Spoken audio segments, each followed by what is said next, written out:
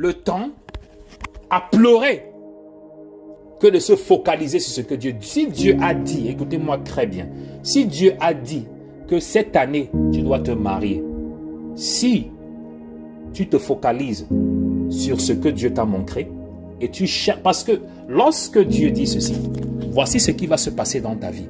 Cette chose-là ne peut pas se passer sans que Dieu ne soit là. Écoutez-moi très bien. La prophétie ne peut pas prendre place sans que Dieu ne soit manifesté. C'est pour cette raison que beaucoup parmi vous, vous recevez des prophéties qui ne se réalisent jamais. Ça ne veut pas dire que Dieu a menti, mais ça veut dire tout simplement que vous voulez et vous espérez que cette prophétie-là se réalise sans la présence de Dieu. Simplement, qu'est-ce que ça veut dire? Ça veut dire que parce que Dieu vous a donné une prophétie, vous tournez le dos à Dieu et vous regardez la prophétie. Vous tournez le dos à Dieu et toutes vos énergies, toutes vos pensées sont sur la prophétie. Je vais me marier, je vais me marier. Dieu a dit, la prophétie, je vais me marier en cette année. Et tu laisses Dieu derrière.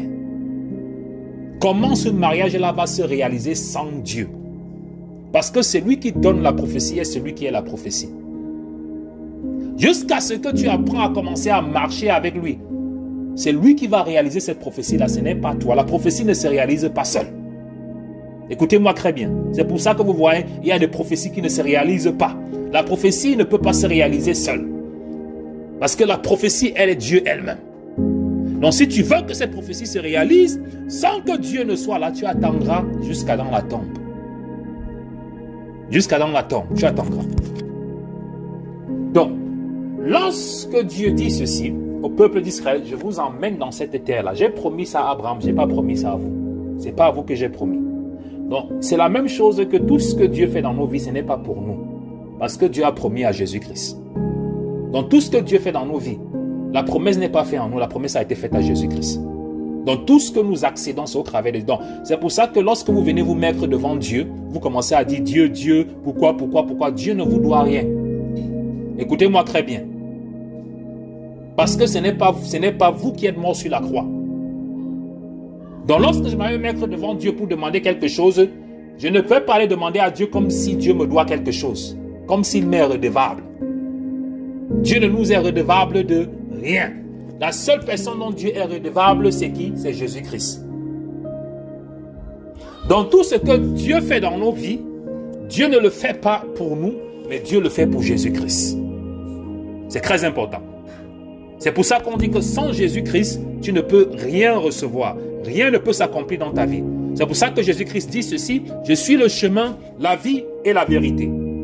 Jésus-Christ déclare ceci, je suis le chemin, la vie et la vérité. C'est très important. Et nul ne peut aller au Père sans passer par moi. Ça veut dire que nul ne peut recevoir les promesses du Père sans passer par moi. Et beaucoup parmi nous, nous mourons dans le désert. Pourquoi? Parce que nous pensons que Dieu va tout faire pour nous.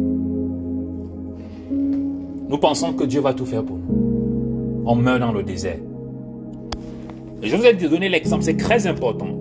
Je ne parle pas dans le vide. Je parle en fonction des saintes écritures. Ok? La parole, c'est établi. C'est dans la parole de Dieu, c'est dans les écritures. C'est très important. Dans ce que je suis en train, je ne vous raconte pas les fables. Je ne vous raconte pas les histoires. Je vous raconte ce que la parole de Dieu dit. Ce qui est écrit dans la parole de Dieu. Ce qui est détaillé dans la parole de Dieu. C'est très important. Parce qu'il faut qu'on s'entende sur ça. Donc, lorsque les enfants d'Israël sortent, ils ont l'alliance avec Dieu, ils sortent. Mais personne parmi eux qui avait plus de 20 ans est entré dans la terre promise. Est-ce que Dieu a menti? Dieu n'a pas menti.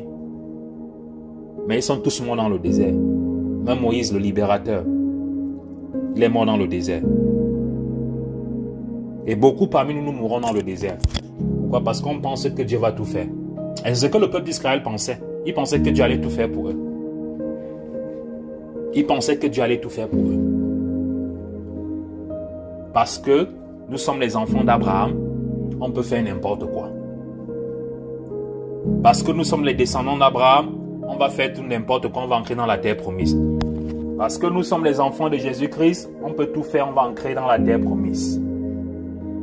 Si c'est votre notion, Si c'est votre perception, changez-la maintenant. C'est très important.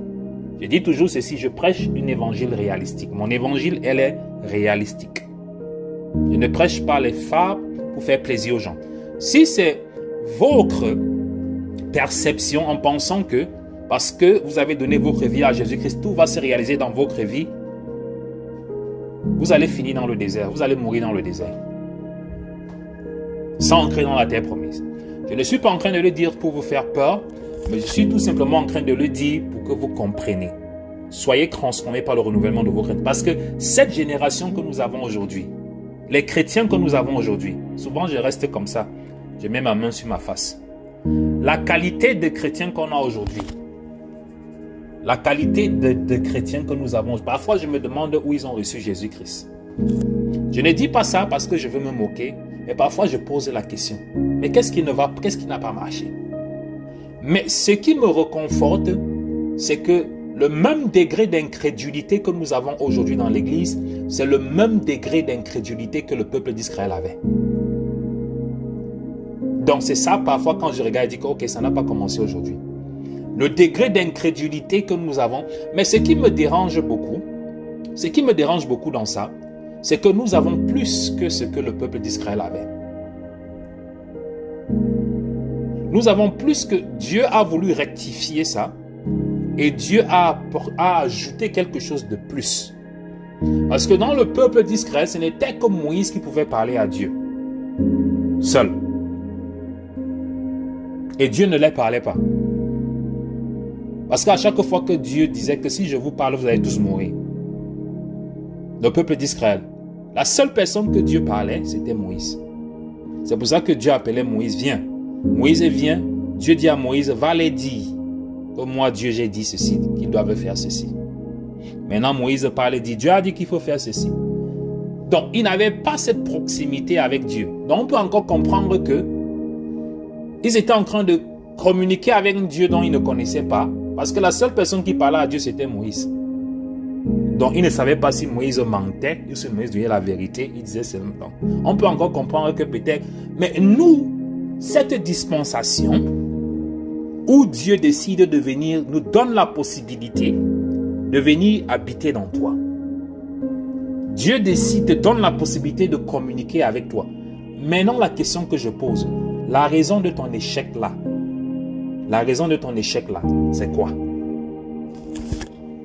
Si ce que Dieu peut marcher avec toi, si ce que Dieu peut te payer, la raison de ton échec là, tu vas la mettre sur quoi? Si ce que la personne qui a créé le ciel et la terre, tu as la possibilité de communier avec lui, tu vas maintenant dire que la raison de ton échec là, c'est quoi? La raison pour toi de mourir, vouloir mourir dans le désert là, c'est quoi? Tu vas dire que c'est quoi? Tu vas dire que c'est parce que Dieu est loin? Tu vas dire que c'est parce que Dieu n'entend pas? Tu vas dire que c'est parce que Dieu n'écoute pas? La raison, ça sera quoi? C'est la question que je pose à chacun d'entre vous. Je pose cette question à chacun d'entre vous. Ces personnes-là qui veulent mourir dans le désert. Parce que ce qui est clair, nous sommes tous des chrétiens, mais beaucoup parmi nous, nous allons mourir dans le désert. Beaucoup parmi nous, nous allons mourir dans le désert. Ça, c'est une évidence. Mais la raison qui est celle-là maintenant, nous avons tout ce dont nous avons besoin. Pourquoi choisissons-nous de mourir dans le désert? Pourquoi voulons-nous être comme des incrédules? De quoi avons-nous encore besoin? De quelle information avons-nous encore besoin? Ok? Pour ne pas entrer dans la terre promise.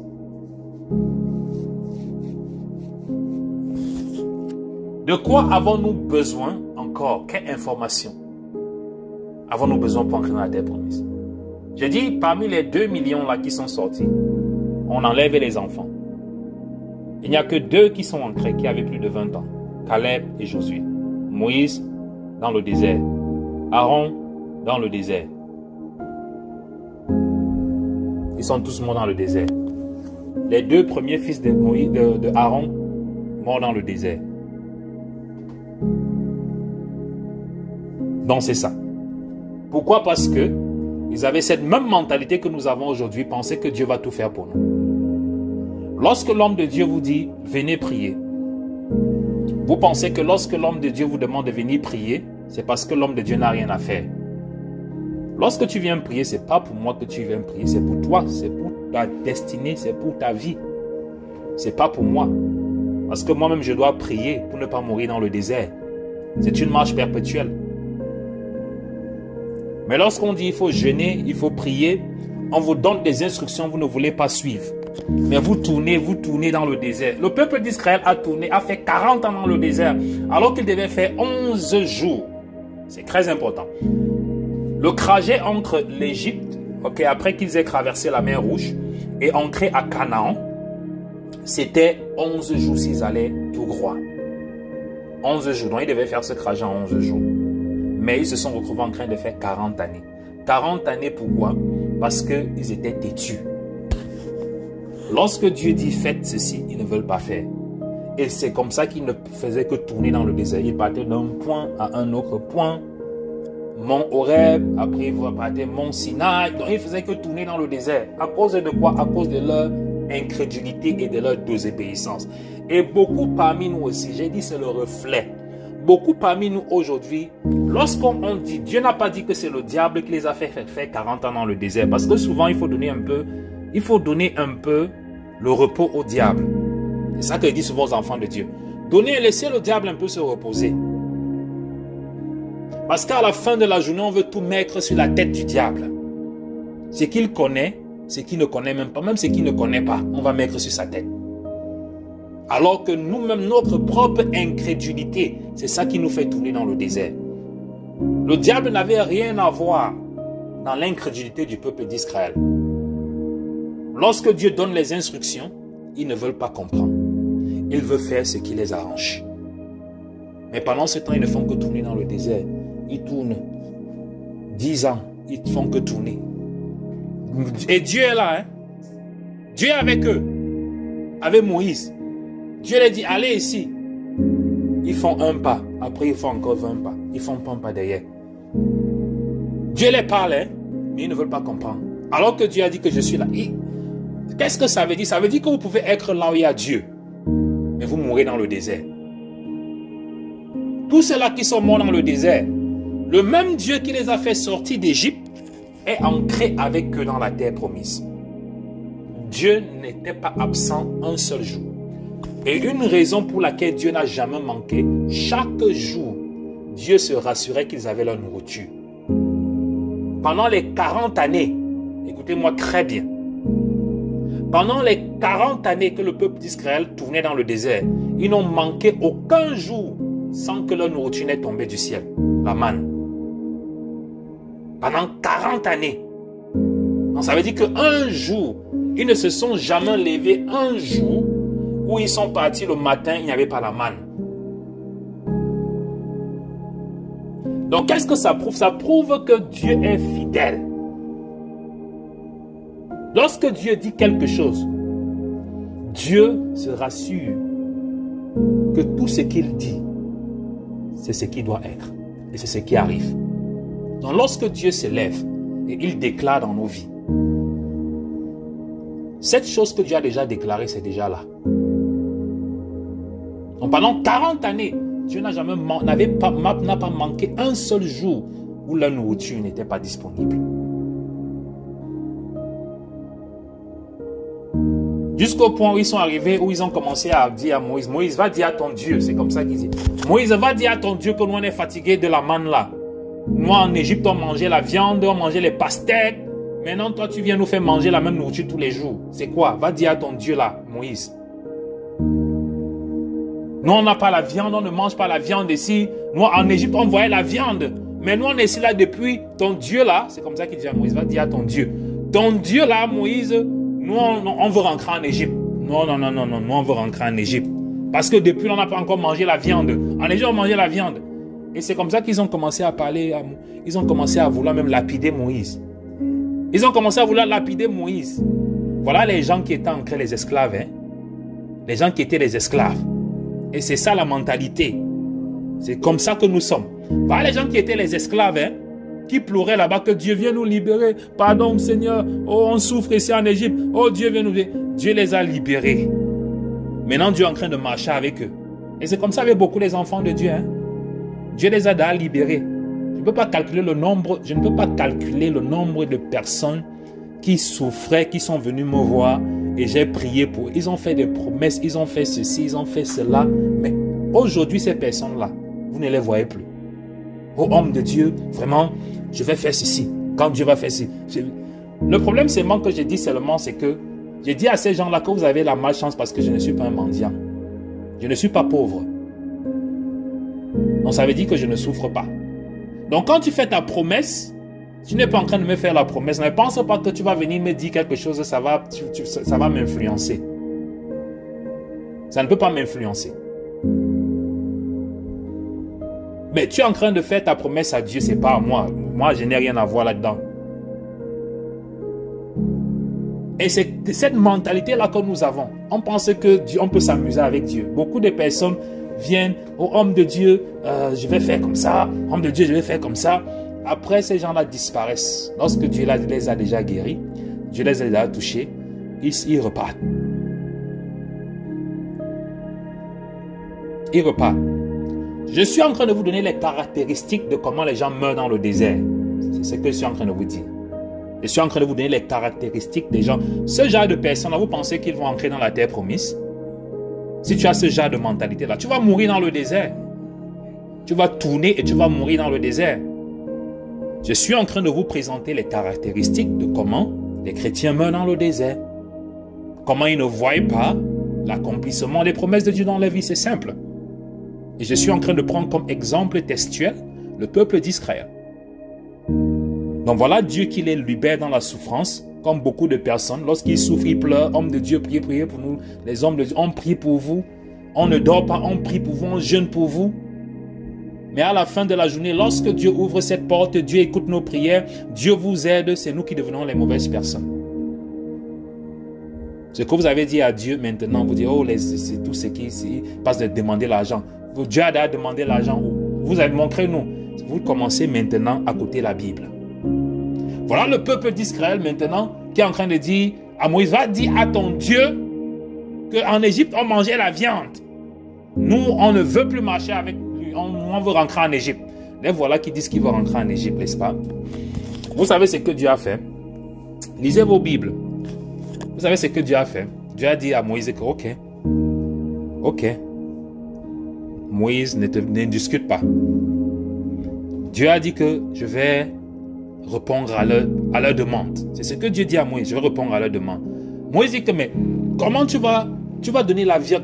Voici Moïse dit à Dieu, comment tu vas donner la viande à 2 millions de personnes? La viande là va sortir de Dieu. Même si on prend tous les bétails ici, là, on ne peut pas. Tu vas trouver, Dieu a dit que non, Moïse, je suis Dieu. Je vais gérer ce problème-là. La nuit, en soirée, qu'est-ce que Dieu a fait? Dieu a fait envoyer les oiseaux, la volaille. Donc les oiseaux ont commencé à surpasser tout le temple et ils ont commencé à tomber. Les oiseaux ont commencé à tomber. De la bonne viande. De la bonne viande.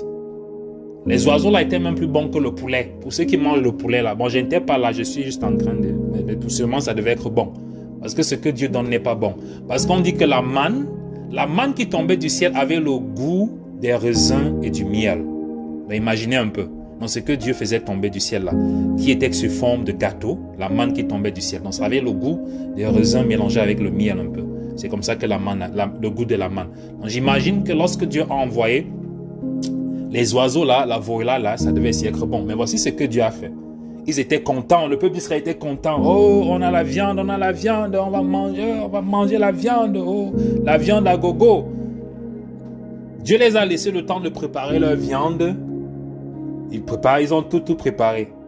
Lorsqu'ils se sont dit que okay, c'est le temps de manger la viande maintenant. Mettons-nous à table, on va manger la viande. Ça fait depuis qu'on est sorti d'Égypte, là, on n'a pas mangé la viande. Le Dieu, si vraiment, il voulait nous faire rater les bonnes choses. Et lorsqu'ils se sont assis pour commencer à manger, lorsqu'ils ont commencé à mettre, Dieu a dit que vous allez manger la viande là jusqu'à ce que ça va sortir dans vos narines. C'est ce que Dieu a dit. C'est écrit dans la Bible, même comme je suis en train de paraphraser. Dieu a dit à Moïse qu'ils vont manger la viande jusqu'à la viande va sortir dans les narines. C'est ce que Dieu a dit. Et lorsqu'ils ont commencé à manger la viande, c'est là que Dieu a dit, ok, vous allez d'en manger, non? C'est là que Dieu maintenant a envoyé ce qu'on appelle au milieu d'eux. Il a envoyé le désastre. Une plague. Il a envoyé une plague au milieu. La plague a commencé à les ramasser. Il y avait plus de 45 000 qui sont morts. Et c'est là que lorsque la plague a commencé à entrer au milieu d'eux, c'est là que Moïse a commencé à courir pour aller demander à Dieu pardon. Moïse a dit à aller demander à Dieu que pardon. Ne te fâche pas. Il est parti intercéder pour eux. Parce que Dieu était tellement en colère. Donc, je dis pourquoi ça? Parce que vous devez connaître les caractéristiques de Dieu avec lesquelles vous marchez. Beaucoup de personnes pensent que Dieu là c'est la statuette, comme ils vont dans leur religion, on le voit à l'église, on a pris la statuette, on a mis à l'église, là vous venez seulement parler, vous parlez, la statuette vous regarde, vous riez, la statuette vous regarde, vous dites la statuette et vous pensez que c'est Dieu là-bas. Dans vos églises où vous partez, on a mis les statuettes partout. La statuette de ceci, la statuette de celle-là, on a mis ça partout, vous partez prier sur les statuettes là et vous pensez que Dieu c'est ça. La parole de Dieu dit qu'il est lent en colère, mais c'est un feu de vent. Donc ils ont commencé à mourir, ils étaient dans 45 000. Et Dieu n'allait pas arrêter. Jusqu'à ce que Moïse est parti demander pardon. Il est parti intercéder pour eux. Dieu a dit que vous allez manger la viande là jusqu'à ce que ça va sortir dans vos narines. Parce que Dieu était dans la colère. Voilà un peuple qui est en train de pleurer en Égypte. Que Dieu est parti les libérer avec toute sa puissance de cette servitude, les retirer. Et maintenant Dieu les amène, est en train de les amener dans la terre promise, là où coule le lait et le miel. Mais ils sont déjà en train de se plaindre. Ils sont en train de se plaindre. Et beaucoup parmi nous, nous avons cette mentalité-là. On est en train de se plaindre, oh Dieu, oh Dieu, oh Dieu, oh Dieu. Tu ne fais pas ce que Dieu te demande de faire. Prier, tu ne pries pas. Jeûner, tu ne jeûnes pas. Lire la Bible, tu ne lis pas la Bible. Marcher selon les préceptes de Dieu, tu ne le fais pas. Semer, tu ne sèmes pas. Lorsqu'il s'agit alors d'apporter ta dîme et ton offrande, tu vas nous amener toutes les théories bibliques. Comme il y a certaines personnes ici là qui amènent toutes les théories bibliques. Comme quelqu'un la dernière fois qui m'a écrit, qui me parlait des choses, il a dit que il faut laisser vos théories bibliques là. Si vous voulez être pauvre, allez avec votre pauvreté loin là. Si vous voulez rester dans la pauvreté, gardez votre pauvreté. Allez loin avec ça. Ne m'amenez pas vos théories de Dieu a dit qu'il ne faut pas faire ceci, il faut pas faire. Si vous voulez être pauvre, restez dans votre pauvreté là. Ce n'est pas mon problème. Mais je vais dire aux enfants de Dieu ce que Dieu a dit. Le reste là, c'est pour vous là-bas. Si vous voulez rester pauvre, mourir pauvre, allez rester pauvre, mourir pauvre. Laissez les théories de... si vous commencez à discuter sur les choses. On ne discute pas sur la parole de Dieu. La parole de Dieu, c'est la parole de Dieu. Ce n'est pas moi qui ai écrit la parole de Dieu. Si Dieu a dit apportez vos dîmes, vos offrandes, on doit apporter nos dîmes, vos offrandes. Celui qui va apporter, apporte. Celui qui ne veut pas apporter, qui n'apporte pas. Ce n'est pas mon problème. Mais à la fin de la journée, je dis ce que Dieu a demandé de dire. Ceux qui sont en train de vouloir parler, si vous voulez être pauvre, restez pauvre. Certains ont choisi de mourir dans le désert, ils sont morts dans le désert. Mais certains ont choisi d'entrer dans la terre promise, ils sont entrés dans la terre promise. Donc, à la fin de la journée, c'est quoi? C'est un choix. Et c'est dans ça que je vais conclure. À la fin de la journée, c'est quoi? C'est un choix. Tu choisis soit de mourir dans le désert, tu choisis soit d'entrer dans la terre promise. Mais à la fin de la journée, le choix est entre tes mains, le choix n'est pas dans les mains de Dieu. Parce que Dieu était avec eux du premier jour qu'il les a fait sortir d'Égypte. Comme Dieu est avec toi du premier jour, il t'a présenté Jésus-Christ. Tu as accepté Jésus-Christ comme ton Seigneur et Sauveur. Dieu n'est jamais parti. Donc si aujourd'hui tu n'arrives plus à écouter Dieu, ce n'est pas que Dieu est parti. Dieu est toujours là. Le problème c'est que ce n'est pas que Dieu ne parle pas, mais c'est tout simplement que nous perdons l'habilité d'écouter Dieu. C'est ça. Dieu ne s'éloigne jamais. Donc si tu commences à dire que tu n'arrives plus à écouter Dieu, ce n'est pas que Dieu est parti. Hein. Là où tu l'as laissé, c'est là où il est. Le problème, c'est que c'est toi qui as perdu l'habilité de pouvoir l'écouter. Pourquoi? Parce que tu t'es éloigné de lui. Dieu ne s'éloigne jamais de nous, mais c'est nous qui nous éloignons de Dieu. C'est ce qu'il faut comprendre. Dieu ne bouge pas, il ne change pas. C'est pour cette raison que le jour que tu vas décider de repartir, tu vas aller retrouver Dieu là où tu l'avais laissé. C'est comme ça. Là où tu avais laissé Dieu, ce n'est pas que tu vas revenir, il ne sera plus là. Non. Là où tu l'as laissé, il sera là. Il ne bouge pas. La même chose avec l'enfant prodige. Lorsqu'il a décidé de partir de la maison familiale, il est parti. Mais lorsqu'il est revenu, il est venu trouver son père au même endroit là. Là, il avait laissé son père. Son père n'a pas bougé, son père n'a pas déménagé. Il était toujours là. Donc, c'est la même chose avec Dieu. Donc, lorsque nous décidons de partir, ok, Dieu ne part pas, hein, il est là. Donc, c'est à nous de revenir. Donc, du premier jour que Dieu te présente Jésus-Christ et tu acceptes Jésus-Christ, Dieu est là. Jusqu'à ce que tu dois entrer dans la terre promise, Dieu sera toujours là. Maintenant, le problème seulement, c'est à nous de faire un choix. Pour faire ce choix où nous décidons d'entrer dans la terre promise, ça veut dire marcher, apprendre à connaître Dieu. Avoir une relation intime avec Dieu. Avoir cette relation intime avec Dieu qui va nous donner la capacité de pouvoir entrer dans la terre promise. Pourquoi? Parce que Dieu est la prophétie. C'est très important. Toute prophétie que vous recevez, cette prophétie-là, c'est Dieu. Donc ça veut dire que si Dieu n'est pas là, cette prophétie ne peut pas se réaliser. Écoutez-moi très bien et gravez ça. Toute prophétie que vous recevez, la prophétie ne pourra jamais se réaliser tant que Dieu n'est pas là. Pourquoi? Parce que Dieu est la prophétie. C'est très important. Dieu est la prophétie réalisée. Si Dieu n'est pas là, cette prophétie-là ne pourra pas se réaliser. C'est pour ça que beaucoup de personnes sont surpris. Qu'on a dit, ça fait 2 ans qu'on a dit que tu devais déjà être marié. Mais après 3 ans, 4 ans, on a même encore 2 ans de plus, tu n'es pas encore marié. Ce n'est pas que Dieu a menti, mais c'est tout simplement que pendant ces 2 ans-là, tu as voulu ancrer dans ton mariage, tu as laissé Dieu derrière. Alors que c'est Dieu le mariage. C'est Dieu qui est le mariage. Dieu t'a donné une prophétie dans ta vie que ça va arriver et tu laisses Dieu derrière en espérant que cette prophétie-là, c'est Dieu qui est cette prophétie-là, c'est Dieu qui est l'enfant, c'est Dieu qui est le mariage, c'est Dieu qui est le voyage, c'est Dieu qui est la guérison. Donc toute prophétie, c'est Dieu. Donc si tu penses que cette prophétie-là va se réaliser sans Dieu, c'est pour cette raison que cette prophétie n'est pas encore réalisée dans ta vie. Parce que la prophétie, c'est Dieu. La prophétie, c'est quoi? C'est la réalisation de la promesse de Dieu. La prophétie, c'est Dieu. S'il n'y a pas Dieu, la prophétie ne peut pas se réaliser. Dans la prophétie de la terre promise, c'était Dieu. Donc Dieu était déjà en train de les attendre à la terre promise. Pourquoi? Parce que le plan de Dieu, c'était de faire quoi?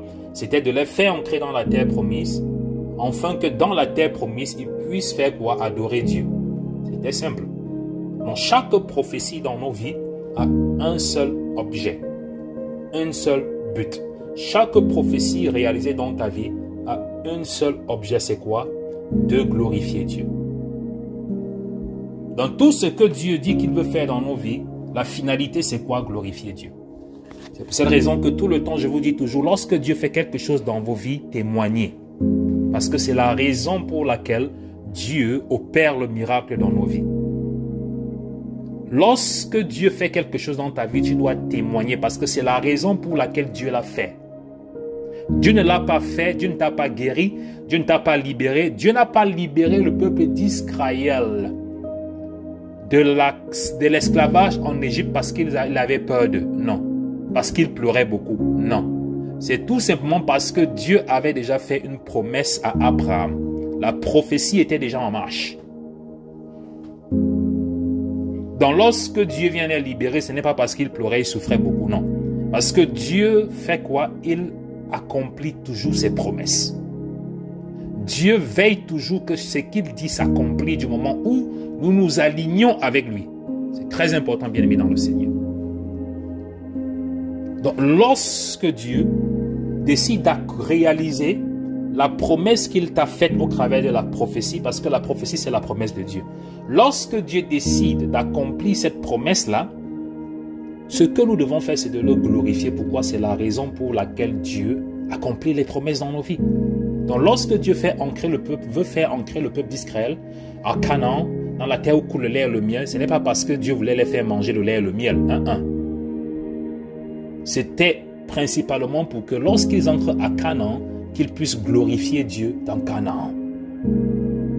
C'était ça, la raison pour laquelle Dieu les a fait entrer à Canaan. Bien qu'à Canaan, il y avait le lait et le miel, il y avait l'abondance, mais la raison principale, c'était quoi? Que Canaan devient un lieu et un centre d'adoration. D'où vient Jérusalem et d'où vient la construction du temple.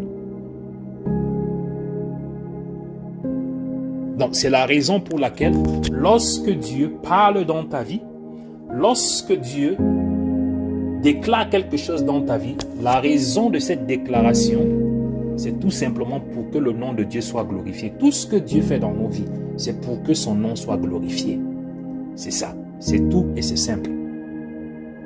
Donc Dieu ne fait pas les choses dans nos vies parce qu'il a peur de nous, parce que nous sommes parfaits, non, c'est pour que son nom soit glorifié. Et je l'ai dit comme je l'ai dit au début pour clôturer, tout ce que Dieu fait dans nos vies, lorsque vous commencez à comprendre ça, ça sera très simple. Tout ce que Dieu fait dans nos vies, c'est à cause de Jésus-Christ, ce n'est pas à cause de nous. Et lorsque j'ai commencé à comprendre ça, j'ai arrêté de m'amuser. J'ai arrêté de m'amuser avec Jésus-Christ. Parce que tout ce que Dieu fait dans ma vie, ce n'est pas à cause de moi. Ce n'est pas parce que je prie beaucoup, ce n'est pas parce que... Non. C'est vrai que ça a ses avantages, mais c'est à cause de Jésus-Christ. Dieu le fait à cause de Jésus-Christ. Donc c'est pour cette raison que chaque chose que Dieu fait dans ma vie, je suis, comme on dit, reconnaissant.